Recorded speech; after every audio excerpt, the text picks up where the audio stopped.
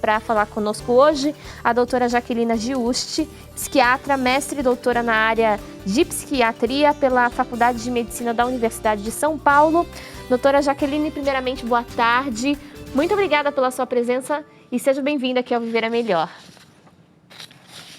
Obrigada pelo convite. Boa tarde a todos. Queria começar falando sobre as mudanças que o consumo de drogas traz no indivíduo, que por vezes não são notadas por esse indivíduo. Às vezes ele consome, né, seja algum entorpecente, alguma droga ilícita ou até as drogas lícitas, e não percebe que elas alteram, de certa forma, até a sua própria identidade. Isso acontece? Há uma perda de princípios, de convicções, da própria identidade do indivíduo quando há o consumo de drogas, doutora? O indivíduo sob efeito de drogas, seja qualquer uma, né, lícitas ou ilícitas, ela diminui os controles da pessoa, né? Então, aquilo que a gente tem vontade, mas não faz, né? Porque a gente tem um freio e diz, não, isso não é adequado, isso não vai ferir uma pessoa, ou isso vai ficar mal para minha reputação. Isso você não... quando você usa a droga, você perde um pouco essa noção. Então, às vezes, você agride uma pessoa que você gosta, você se coloca em situação de risco, que você pode morrer, você pode... se expor de uma forma inadequada. Sim. Hoje em dia a gente tem redes sociais que a gente está sendo filmado o tempo todo, então isso pode ter consequências até no trabalho, né? Sim, sem dúvida. A senhora mencionava, por exemplo, o comportamento violento, e a gente tem acompanhado, inclusive, notícias que mostram, por exemplo, que durante a pandemia, né, com relação ao distanciamento, ao isolamento social necessário, houve um aumento significativo, por exemplo, no consumo de álcool entre a população, né, o número de deliveries, por exemplo, que vendem álcool aumentou e assim por diante. Juntamente com isso, a gente também houve aí, a gente notou e percebeu pelas pesquisas, um aumento significativo na violência contra a mulher, nos casos de feminicídio. Existe uma relação entre comportamento violento e consumo de drogas, doutora? Existe bastante. O isolamento social aumentou o consumo de álcool e de bebidas alcoólicas. Já tem alguns dados mostrando isso. Porque a questão tá mais... Em casa a situação fica mais tenso, a situação, às vezes, econômica pior. Então, a pessoa que está às vezes, até se recuperando de um uso de drogas, às vezes acaba recaindo, né? Então, existe bastante casos desse, aumenta a quantidade de uso consumido, e sim, sob efeito de droga, você acaba, como eu disse, você diminui os freios e você acaba ficando mais agressivo, mais impulsivo, a impulsividade aumenta bastante, e aí dentro de casa, todo mundo nesses humores mais tensos, a criança que não está conseguindo estudar direito, esposa, muito tempo todo mundo junto, então é mais comum ter esses conflitos, e sob o efeito de drogas, isso vai escalonando essa impulsividade, essa agressividade, isso com certeza acontece. E se esbarra também, por exemplo, no comportamento ao volante, que se torna muitas vezes, para quem dirige bastante, o carro acaba sendo quase uma extensão da própria pessoa. Então, uma pessoa mais violenta ou com menos instinto de preservação, com mais impulsividade, pode ficar mais violenta no trânsito também? Sim, porque isso, é o impulso, né? A pessoa fica irritada se ultrapassa, ou fica irritada se a pessoa não anda, ou fica irritada se é fechado no trânsito, isso pode provocar brigas.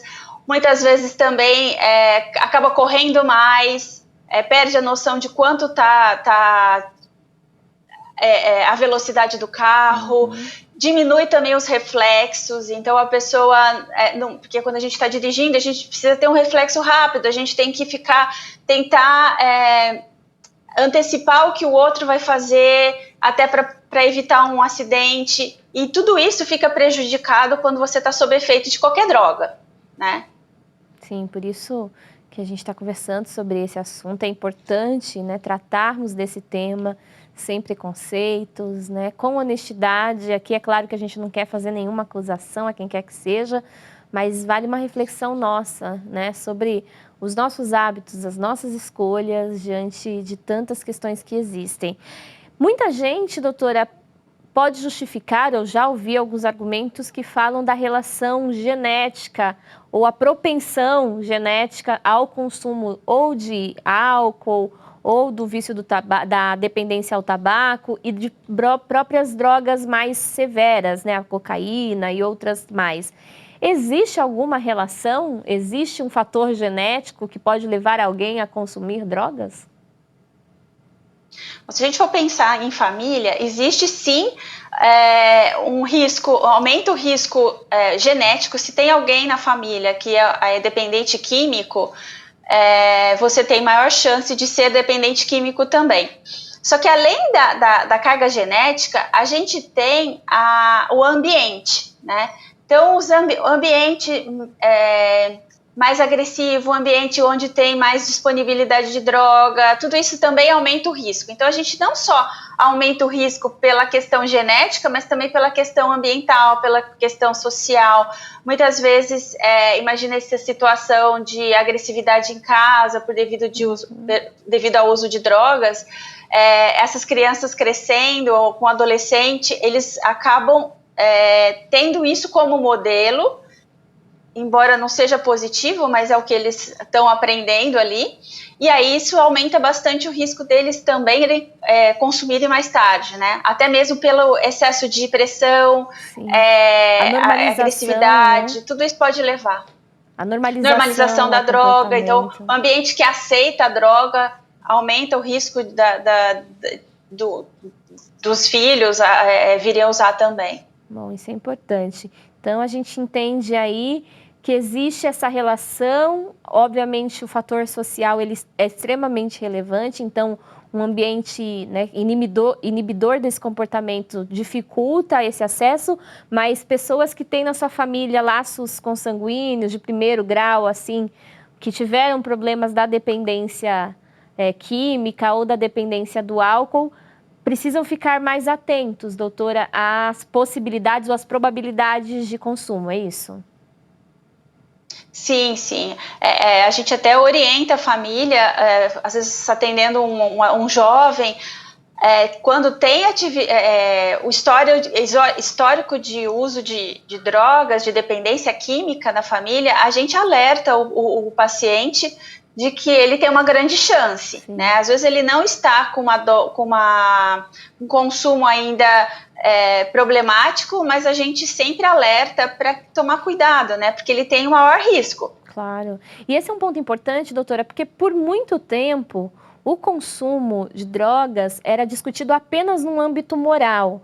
A pessoa quer ou não quer, ela escolhe ou não escolhe, ela pode parar a qualquer momento porque é uma decisão única e individual dela. E hoje já se entende a dependência química como um fator que vai além da questão da escolha individual. Olhar para essa questão, né, como uma questão de saúde pública, como uma questão a ser tratada no âmbito da saúde mental, emocional, mas também do âmbito fisiológico, ajuda a combater essa dependência que traz tantos danos ao indivíduo, mas também à família e à comunidade? Com certeza. O indivíduo ele só escolhe experimentar ou não droga. Ninguém quer ficar viciado em droga nenhuma, né?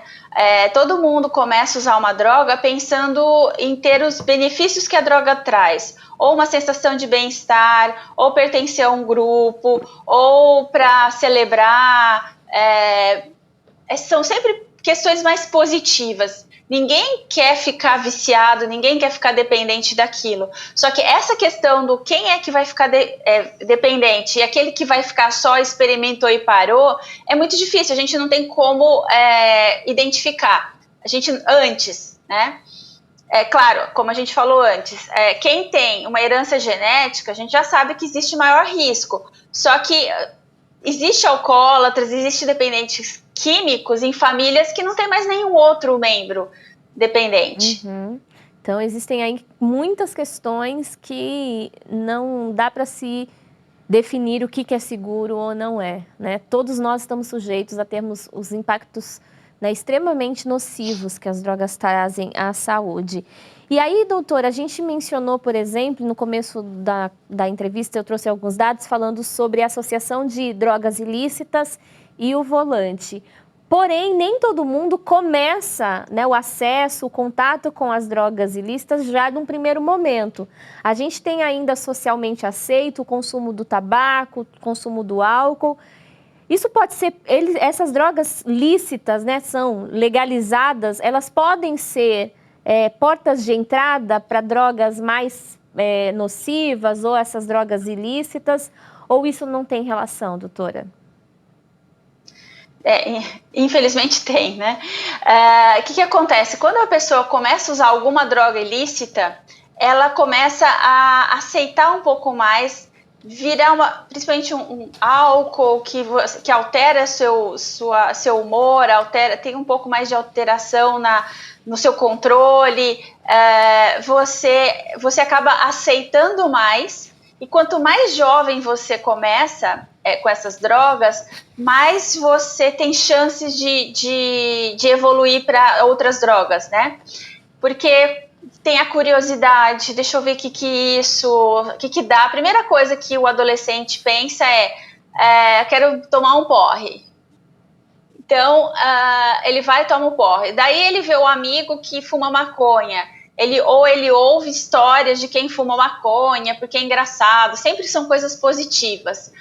Aí ele acaba experimentando. Então, aos poucos, ele vai aceitando que é normal, que todo mundo usa. Então, lógico, vão primeiro pelas drogas mais populares, né, que é o álcool, o tabaco, depois vai a maconha, que já tem mais aquele apelo, é natural, não faz mal, é mentira.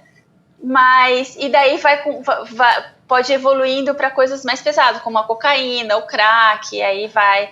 O MD também é uma droga que, na adolescência, no adulto jovem, muitas vezes eles não consideram tanto como uma droga, né? Eles consideram mais como algo de balada, então é uma coisa que todo mundo faz na balada, é o que se fala, né?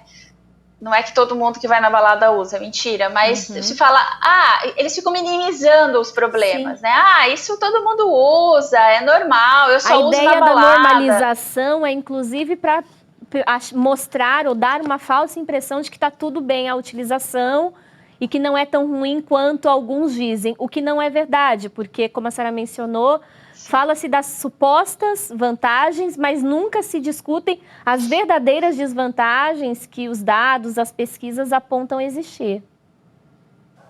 Sim, com certeza. Então é importante que a gente converse. E por aí, assim, tem muito pouca informação sobre o que realmente as drogas fazem. É verdade. Né? Ninguém fala, por exemplo, que o uso de maconha antes dos 18 anos existe uma alteração cognitiva no adolescente e que isso vai trazer consequências no futuro, algumas irreversíveis.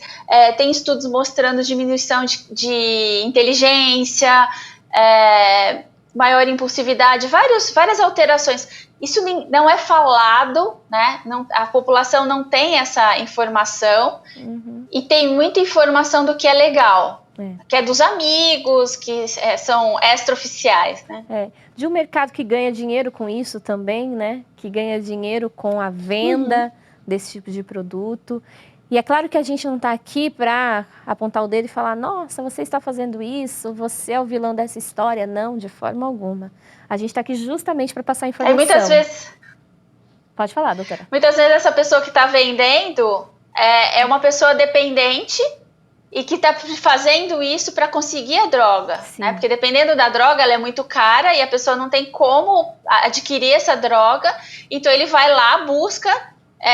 tem aqueles que buscam para os amigos, que aí tem aquela falsa sensação de que isso não é tráfico, porque eu conheço o cara, eu vou lá e busco para os meus amigos. Então, como eu vou buscar para os meus amigos, eu não pago. Então, assim, eu sou paga em droga, né? Então, isso também é tráfico.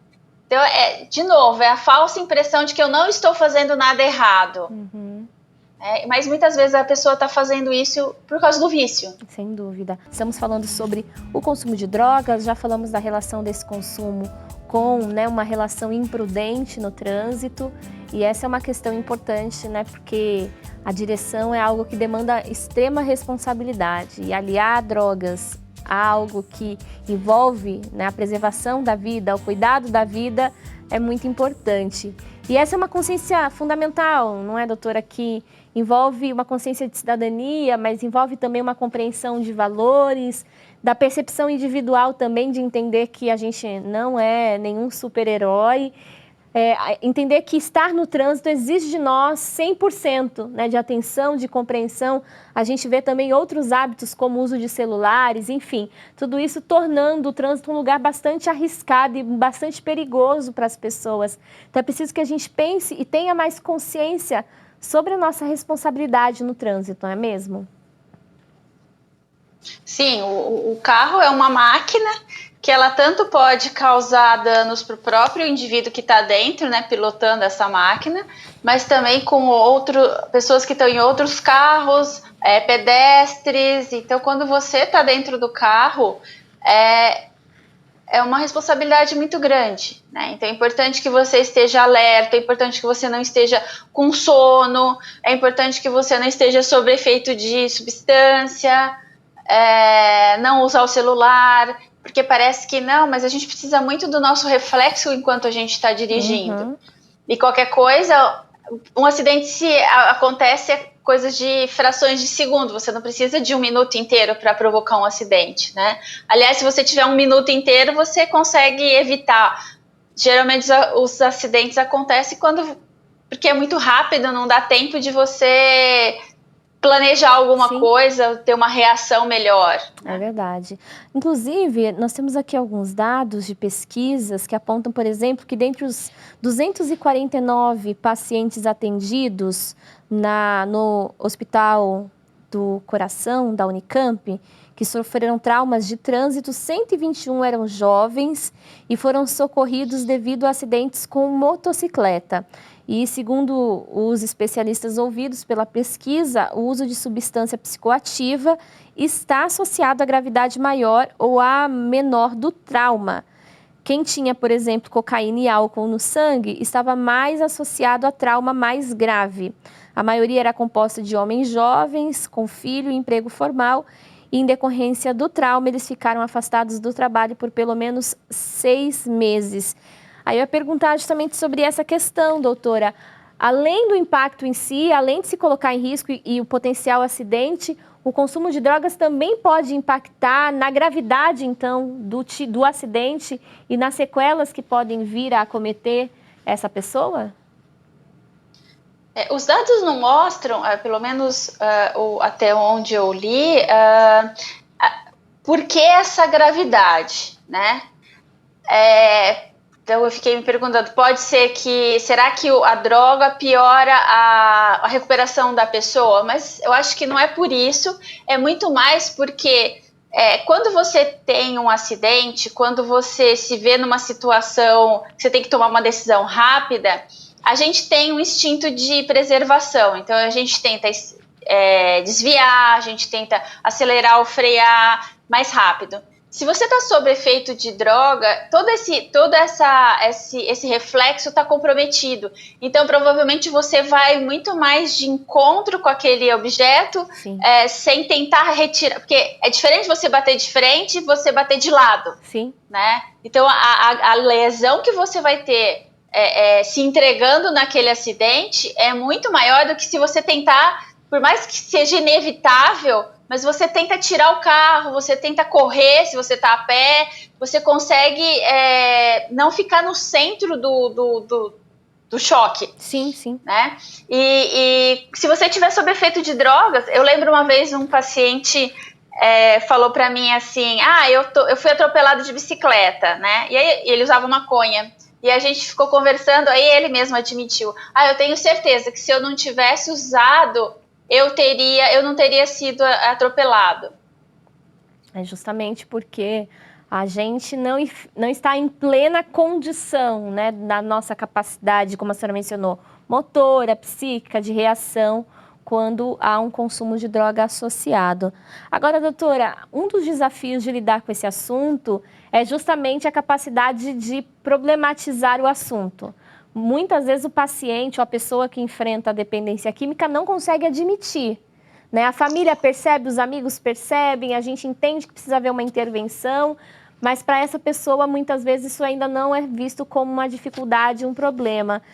Como que a gente pode ajudar, no caso, dentro do trabalho que a senhora realiza, né? Como os especialistas podem ajudar alguém que precisa entender, num primeiro momento, que precisa de ajuda e precisa recorrer a uma ajuda especializada? Assim, quando a pessoa é dependente, é muito difícil você ficar sem. É uma doença. E é muito estranho, né? Uma doença que fala, tá bom, se você não usa, você não fica doente, você não tá doente. Então é só não usar, parece simples. Mas não é. Então a pessoa tende a. E dentro do próprio doente fica muito confuso todos esses conceitos. E ele tende a negar, né? Ele tende a fingir que nada está acontecendo. Por exemplo, tem alguns pacientes que falam assim, eu não sou viciado, né? Quando eu quiser eu paro. Aí você pergunta, você já tentou parar? Não, ainda não tentei, porque eu não quero, tá bom desse jeito. E não tá cheio de consequências, tá cheio de problemas relacionados a isso. Então, assim, como profissional, a gente tenta conversar com essa pessoa não sobre efeito de drogas, porque sobre efeito de drogas a gente até pede para, se usou, a gente marca outro dia a consulta, porque não dá para a gente ter uma conversa mais racional, porque eu vou fazer essa pessoa pensar. Se ela está sob efeito de droga, fica muito difícil essa abordagem. E aí, nesse caso, reconhecido o problema, reconhecida a vontade, a necessidade de se afastar dessa situação, a abordagem ela é sempre médica? É sempre necessário um tratamento médico ou existem outras alternativas para essa pessoa, doutora? Bom, é importante uma avaliação médica, porque muitas vezes a dependência está associada ao uso de à presença de outros transtornos psiquiátricos. Então, às vezes a pessoa está deprimida, a pessoa tem um transtorno de pânico, ela não consegue sair na rua, às vezes ela acaba usando o álcool para poder sair na rua. Então, a gente precisa fazer uma avaliação e tratar esse transtorno se ele existe, né? Porque se você não trata, é difícil para a pessoa, porque a pessoa está meio que se automedicando com aquela droga, sim, porque é uma forma dela se sentir melhor do que por causa do transtorno psiquiátrico. Então, ela tem uma depressão, ela tem uma ansiedade, ela bebe e ela fica mais tranquila. Então, a gente precisa tratar se existe uma depressão para ajudá-la a ficar abstinente, né? Isso a gente vai tentando fazer junto. Sim. Tem casos que não tem nenhum transtorno psiquiátrico associado, aí a gente não usa medicação, a gente muito mais conversa e muito mais ajudar o paciente a ir se conscientizando de que ele realmente precisa ficar abstinente, ajudá-lo a desenvolver estratégias para evitar a recaída, melhorar algumas habilidades que às vezes ele não tem, que são os motivos para recaída. A gente precisa orientar essa família, porque muitas vezes a família inocentemente ela acaba proporcionando as recaídas, né? Uhum. Então é um trabalho bem amplo. Às vezes também a gente usa medicação quando o paciente tem muita abstinência, né? Síndrome de abstinência, seja de álcool, seja de, cocaína. Aí a gente usa medicações para diminuir essas sensações de abstinência. O acompanhamento médico é sempre importante, né? O tipo de acompanhamento é que vai ser definido justamente de acordo com cada caso. E não há problema algum, né? Muito pelo contrário, se a gente cuida da nossa saúde, se a gente busca um especialista para tratar coração, para tratar outras doenças, né? Se a gente machuca o braço, a gente vai no médico para essa questão que demanda tanto, né, apoio, demanda um olhar amplo sobre o assunto, é fundamental procurar especialistas que se dedicam a estudar o tema e ajudar as pessoas a vencer esse que, sem dúvida nenhuma, é um grande desafio. Doutora, a gente teria muito mais para conversar, mas o nosso tempo já acabou, então queria agradecer a presença da senhora e os esclarecimentos trazidos. Seja sempre muito bem-vinda aqui ao nosso programa. Obrigada, eu agradeço novamente o convite. Eu espero ter esclarecido um pouquinho de tantas dúvidas que existem a respeito, né? Sem dúvida. Tomás, mais uma vez, nosso muito obrigada e voltaremos a conversar sobre esse assunto. Você sabe que a gente está sempre abordando esse tema. Nosso agradecimento à doutora Jaquelina Giusti, psiquiatra, mestre e doutora na área de psiquiatria pela Faculdade de Medicina da Universidade de São Paulo.